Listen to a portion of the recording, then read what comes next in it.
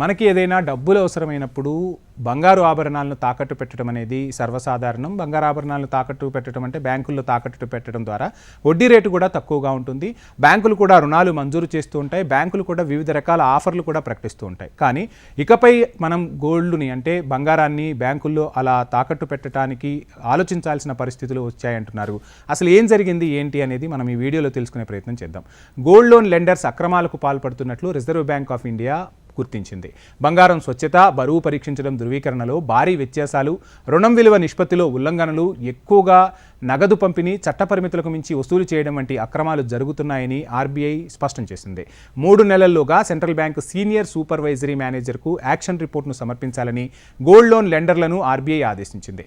RBI regulatory మార్గదర్శకాలను పాటించకపోవడం తీవ్రంగా పరిగణించిన ఆర్బీఐ గోల్డ్ లోన్ లెండర్లపై చర్యలకు కూడా సిద్ధమైందట.